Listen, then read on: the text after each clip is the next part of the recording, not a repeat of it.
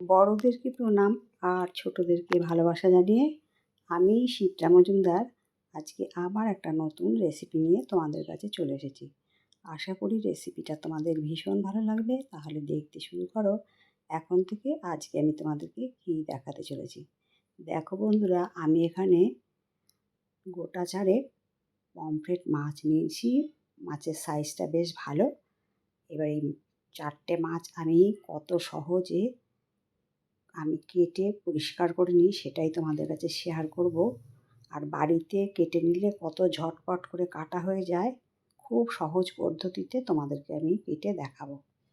দেখো, পমফ্রেট মাছটা কাঁচি দিয়ে কেটে নিচ্ছি। যাদের কাঁচি দিয়ে কাটা অভ্যাস আছে তারা এইভাবে কাঁচি দিয়ে কেটে নিও, আর যাদের অভ্যাস নেই তারা আমার মতন করে বটি দিয়ে কেটে নিতে পারো।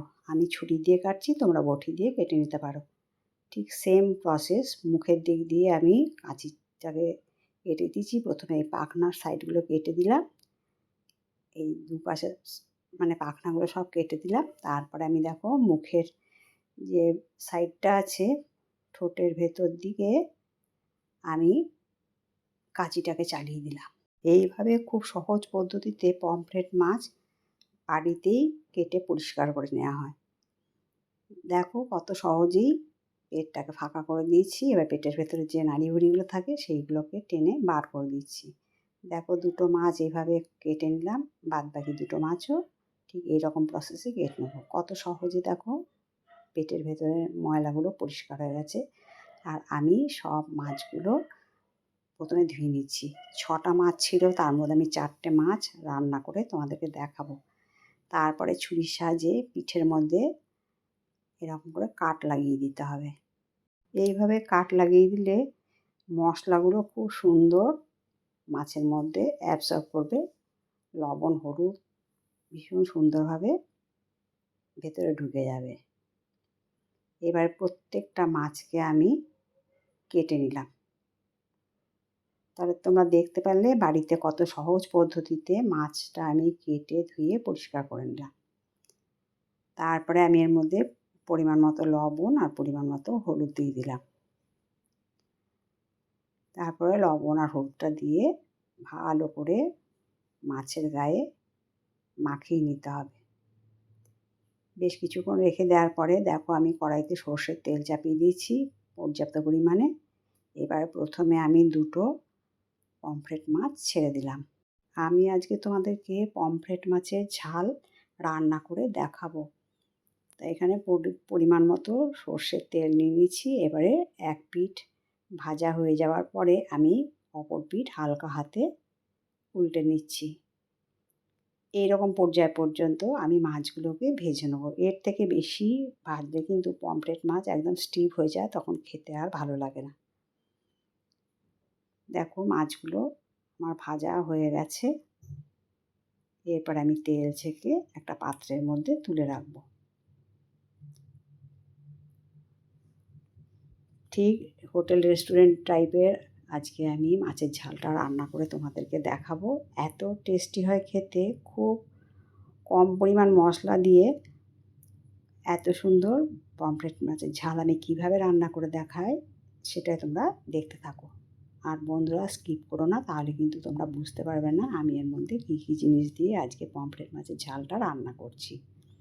যাই হোক, মাছগুলোকে এক পিঠ হয়ে যাওয়ার পরে অপর পিঠ আবার উল্টে দিলাম। এইভাবে মাছগুলো কিন্তু আমি 4 পিসই ভেজে নেব।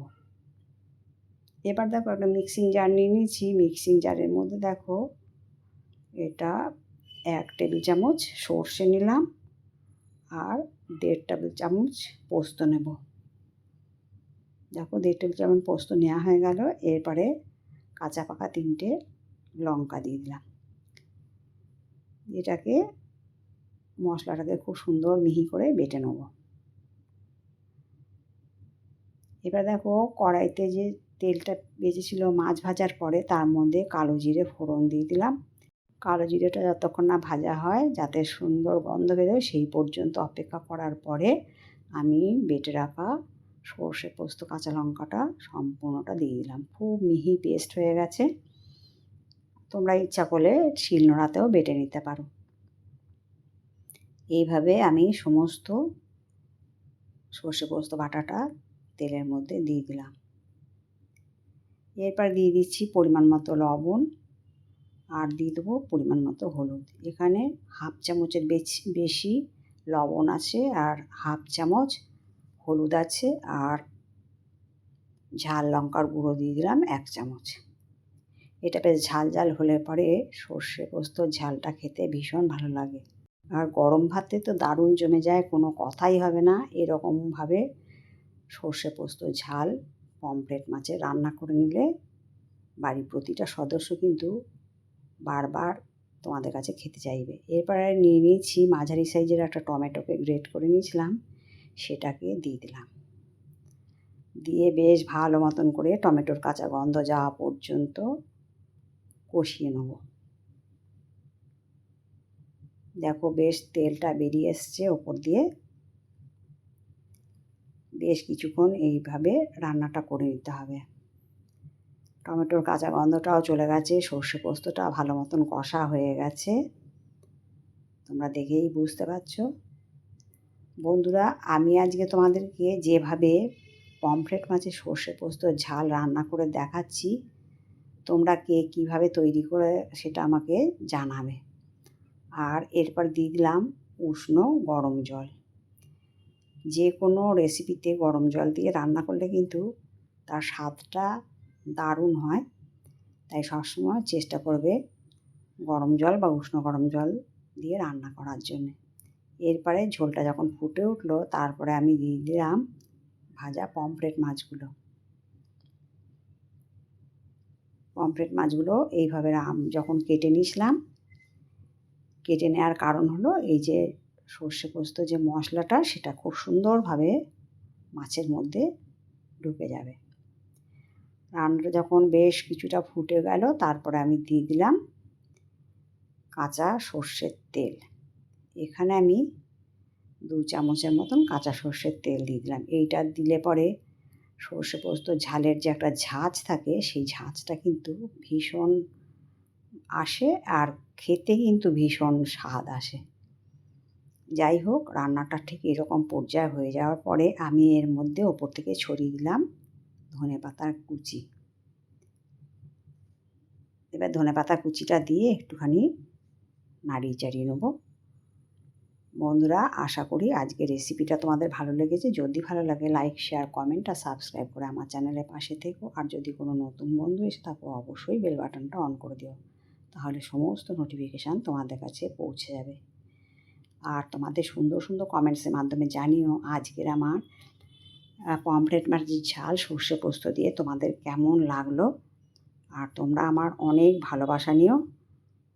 তোমাদের সুন্দর সুন্দর কমেন্টস পেলে আমি কিন্তু অন্য একটা রেসিপি তৈরি করতে অনেক উৎসাহ পাই।